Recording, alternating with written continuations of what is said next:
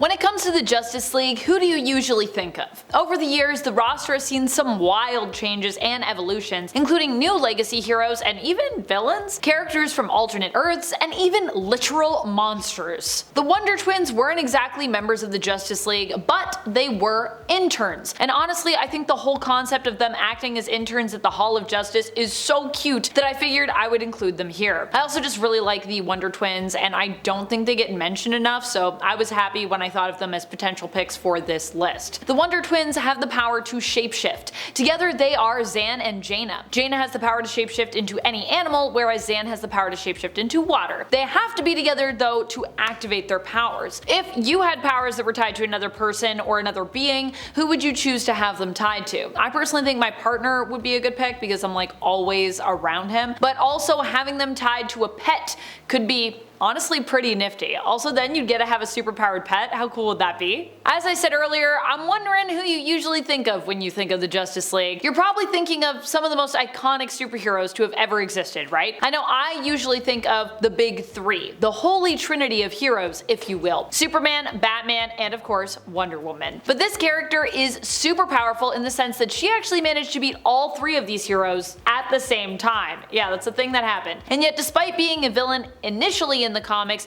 who was known for being the partner of Batman's greatest foe, the Joker, she ended up recruited to the team anyway. Although, to be fair to Harley Quinn, she's definitely been on a long and ever-evolving path of redemption for many years now at this point in the comics. And I'd say at the very least she is more of an anti-hero in the comics right now, or perhaps even a full-on hero, dare I say. Harley was initially recruited to join the Justice League team after the main roster was believed to have died. Even Harley acknowledged that she might not be the best fit for the heroic team dynamic though. When it comes to the Justice League, most people wouldn't think that trained assassins would fit in well with this team either. After all, isn't that a profession usually, more reserved for, villains? However, when it comes to trained assassin Damian Wayne, it's not too surprising to consider as he's also the son of one of the most well-known Justice League members and leaders, Batman, and Batman's current sidekick, Robin, in the comics. More recently, Damian was recruited to join a new team roster by his best friend, John Kent, the son of Superman. Ted Kord is someone more commonly associated with the Justice League, but some might be surprised and hopefully delighted to learn that Jaime Reyes, the new Blue Beetle, has also joined up with the team more recently. Jaime didn't make his first appearance until Infinite Crisis issue number 3 back in 2006. Unlike Ted, his suit was not something he made himself, but instead was basically an alien weapon that he bonded with through symbiosis, known as the Blue Beetle Scarab. Honestly, I would love to see more of Jaime on the Justice League. I feel like Jaime's such an underutilized character in the comics. He's so cool. Ted and Jaime are both cool Blue Beetles. I just love them both. Dr. Light isn't the newest of those mentioned in this video to join the league, but she is still a relatively, I would say, new character and member who has some pretty impressive powers. In the comics, there are actually two Dr. Lights. Now, one is Arthur Light, who is a super retro, super old character. He's like from way back in the 60s, I believe, more known for his time as a villain, and the other is Dr. Light Kimiyohoshi, a scientist who ends up becoming a reluctant hero and also ends up kind of married to the original Dr. Light, Arthur Light. It's a thing that happened. Kimio's powers allow her to control light, allowing her to absorb it, project it, manipulate it, use it to create constructs, and transform into it, allowing her to phase, which I think is one of the most OP powers of all time, to be honest with you. While Dr. Light was a member of the Justice League in the previous New Earth continuity, yes, I know that, her Prime Earth continuity version wouldn't join up with the team until a little bit more recently in the comics, and she's always been a character who just kind of feels like she's on the fringes when it comes to her involvement in the Justice League, so every time she joins back up with them, I'm like, oh yeah, Dr. Light, and I feel like she just is not around as much, so yeah. Case in point, when she was recently invited back on the team by John Kent, only for his proposed team roster to basically be turned down.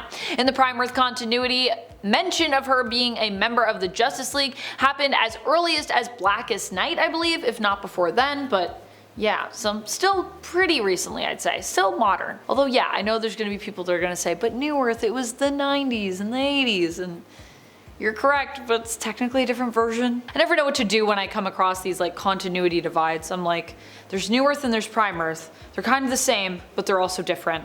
DC Comics continuity, what's up? What if I told you a fictional monster recently made their way onto the Justice League for a brief time? Would you believe me? Well, believe it, because it happened when Frankenstein was recruited to the team by Superman's son, Jonathan Kent. Even as I say these words, they do not sound real to me, but yes, this happened. Granted, the addition of Frankenstein to the team as a replacement roster, like previous members I've talked about that were suggested, was of course also rejected by Black Adam. But ultimately, I do think Frankenstein, had he been allowed to remain, would actually make a pretty solid member as a seemingly immortal, super strong, and durable zombie. Because that's what he is. In the comics, Frankenstein is a zombie who, like in the original story written by Mary Shelley, was created by Dr. Frankenstein. However, whereas in the novel, electric current was used to reanimate the assembled corpse parts, in the comics, alien blood played a crucial role in Dr. Frankenstein's corpse reanimation experiment. Aquaman also recently joined up with the Justice League, and if you're thinking, wait a minute, he's been a long time member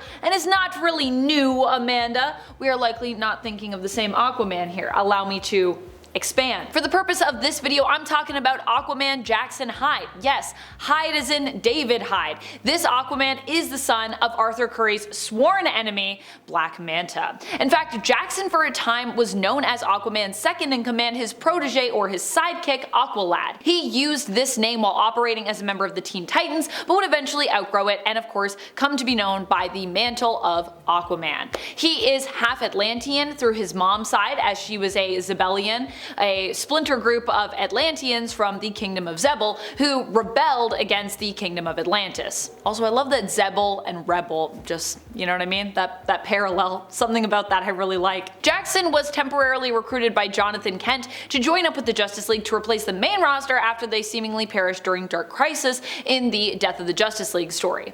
Of course, don't worry, they were fine, but now the Justice League is taking some time off, so kind of just in this weird like limbo period with them. But hey, we got the Titans, current premier superhero team. I love it. The Justice League have made some interesting recruiting choices in recent years. One of their most surprising recruits to some may be in their choice to welcome longtime Shazam villain Black Adam onto their team. Huh? However, I think the important thing to consider here is Black Adam's more recent history. Sure, he's been a villain for a long time in the comics, but in recent years he has actually acted as more of an anti-hero, being more known as a strong and loyal protector for his people and the land of Kandak. Even, yes, going on to earn a place on the Justice League.